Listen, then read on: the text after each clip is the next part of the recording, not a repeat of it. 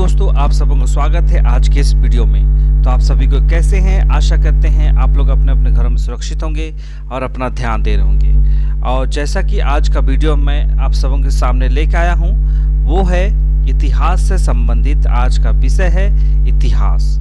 और आज हम लोग जानेंगे तिथियों का मतलब क्या होता है। मैं जानता हूँ आप सबों के घर में, हर एक घर में कैलेंडर होगा। कैलेंडर में ईस्वी होगा, तारीख होगा, महीना होगा। लेकिन आपको ये भी जानना है कि ये जो कैलेंडर है, किस आधार पे हम ईस्वी को देख पाते हैं, डेट को देख पाते हैं, इन सब बातों को भी हम लोगों को समझना है। और जैसे आप लोग इतिहास का विषय पढ़ते हैं, तो इतिहास में आप सबों को ईसा पूर्व, ईस्वी, ये सारी बातें आपको दिखाई पड़ती है। लेकिन यहाँ पे आपको ये भी जानना होगा कि जो ईसा पूर्व है वो क्या है, और ईसा पूर्व को किस आधार पे लाया गया है, ईस्वी को किस आधार पे लाया गया है। इन सारी बातों को भी हम लोगों को समझना होगा, तभी हम इतिहास को अच्छी रीति से समझ पाएंगे। तो इसी से संबंधित है आज का ये जो वीडियो है। इसमें आज हम लोग जानेंगे तिथियों के मतलब के बारे में, तिथियों का अर्थ क्या होता है, उन सारे बातों को समझेंगे। और ये जो तिथि है, जो ईस्वी होता है, ईसा पूर्व सन जो होता है, इन सारी बातों को भी हम लोग समझेंगे। तो चलिए शुरू करते हैं बिना किसी देरी के। तो यहाँ पे आप लोग देख रहे हैं, ये है NCERT क्लास 6 का हमारा अतीत जो विषय है, पुस्तक है इतिहास का, उसी से संबंधित है ये जो आप लोग PDF देख रहे हैं। तो यहाँ पे कहा गया है कि अगर आपसे कोई पूछता है, ठीक है, अगर कोई आपसे तिथि के बारे में कोई पूछता है, तो यहाँ पे क्या बोल रहा है कि शायद उस दिन की तारीख, माह, वर्ष, जैसे 2000 या इसी तरह का कोई और वर्ष बताओगे, है ना। जैसे आपको पूछा जाता है कि कौन सा ईस्वी चल रहा है, कौन सा ईयर चल रहा है, तो आप लोग क्या बोलेंगे कि अभी 2024 चल रहा है। ये आप सीधे इसकी बात बोलेंगे। और ये भी कहा गया है कि जो वर्ष की जो गणना कहते हैं, जैसे अभी क्या चल रहा है 2024, तो हम लोग किस आधार पे देखेंगे कि ये 2024 चल रहा है, इसकी गणना किस आधार पे की गई है। तो यहाँ पे ये बताया गया है, जो इतिहास का जो गणना है, जो तिथियों का गणना किया जाता है, ईस्वी का गणना किया जाता है, वो ईसाई धर्म के जो प्रवर्तक है, जिसको हम ईसा मसीह जो हैं, उसके जन्म की तिथि से की जाती है। अर्थात हम लोग ये कहा जा सकता है कि जैसे ये जो आप लोग PDF देख रहे हैं 2000 ईस्वी का समय का है, तो उसी के आधार पे यहाँ पे बताया गया है। तो ये भी कहा गया है कि जैसे यहाँ पे क्या कहा कि ईसाई धर्म के जो प्रवर्तक है ईसा मसीह, उसी के जन्म की तिथि को मान करके ये ईस्वी सन को तैयार किया गया है।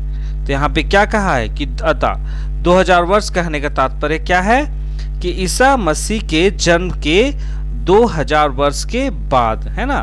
जैसा अभी 2024 है, तो इसका मतलब क्या है कि अब ईसा मसीह का जन्म का 2024 वर्ष हो चुका है। मतलब ईसा मसीह का जन्म से 2024 के बाद का जो ये समय है, इसको तिथि के रूप में कहा गया है।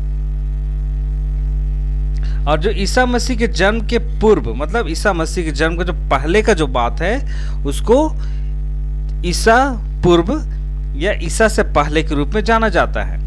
अगर हम लोग इतिहास को देखते हैं, जब ईसा मसीह का जन्म हुआ, तो उस वर्ष को ईस्वी जो साल की बात करें, वो पहला साल काउंट किया जाता है, पहला साल कहा जाता है। माने ईसा मसीह का जन्म पहला साल में हुआ था, ये कहा जाता है। और अभी चल रहा है 2024, तो मतलब ईसा मसीह के जन्म के 2000 जन्म के बाद का ये जो समय हो गया, उसको हम लोग कहेंगे 2024 ईस्वी। और अगर उससे पहले की बात करते हैं, जन्म से पहले, तो ईसा पूर्व कह के उसको इंडिकेट किया जाएगा, बताया जाएगा। और जैसे हम लोग ये पुस्तक की बात करते हैं, जैसे शुरू में मैंने कहा कि यह जो पुस्तक है वो 2000 को अपना आरंभिक बिंदु मानते हुए वर्तमान से पूर्व की तिथियों का उल्लेख करेगा। जो ये पुस्तक हम लोग पढ़ते हैं NCERT, उसमें 2000 को ही आरंभिक बिंदु के रूप में माना गया है, और उसी के आधार पर ये तिथि को बताया गया है। चलिए अब हम लोग देखेंगे जो ईसवी और ईसा पूर्व की बात हम लोग देखते हैं, उसकी तिथि इतिहास के बारे में जानेंगे। तो अंग्रेजी में ईसा पूर्व को बीसी कहा जाता है। ठीक है, बीसी का मतलब क्या होता है? Before Christ. बिफोर क्राइस्ट मतलब ईसा पूर्व होता है।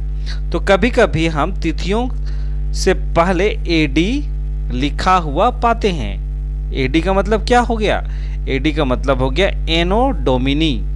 ठीक है, एनो डोमिनी जो ये है, जो एनो डोमिनी जो है वो 2 लैटिन शब्दों से बना है, जिसका तात्पर्य क्या होता है?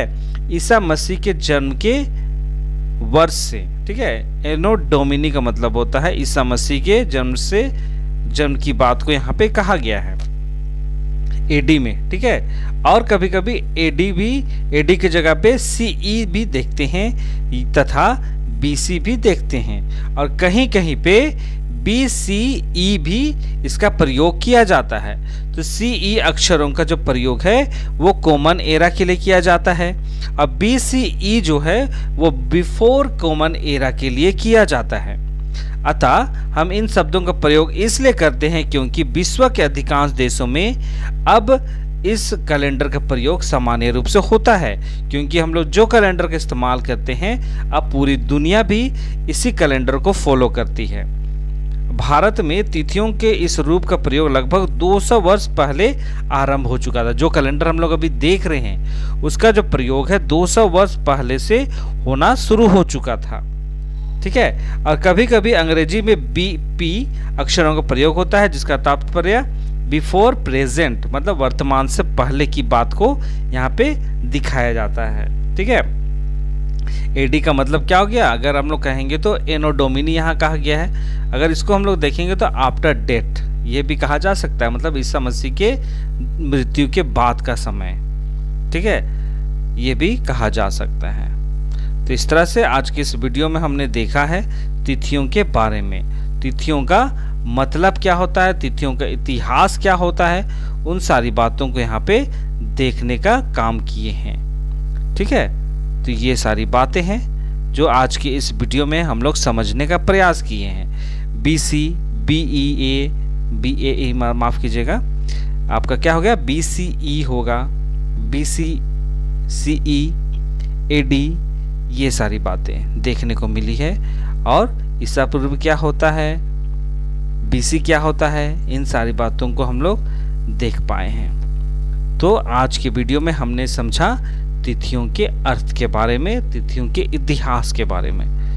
ठीक है, तो आप सबों को समझ में आ गया होगा, ये बेसिक नॉलेज था। तो चलिए इसी के साथ इसी बात के साथ आज के इस वीडियो को मैं यहाँ पे समाप्त करता हूँ। मिलते हैं एक नए वीडियो के साथ, तब तक अपना ध्यान दीजिए, सुरक्षित रहिए और खुश रहिए। और हो सके तो जरूर से जरूर इस वीडियो को शेयर कीजिएगा, वीडियो को लाइक कीजिएगा। जो लोग चैनल में नए हैं वो लोग चैनल को सब्सक्राइब कीजिए। इसी तरह की इतिहास की वीडियो जानने के लिए चैनल को सब्सक्राइब करना नहीं भूलिए। मिलते हैं एक नए वीडियो के साथ, तब तक अपना ध्यान दीजिए, सुरक्षित रहिए और खुश रहिए। बहुत बहुत धन्यवाद।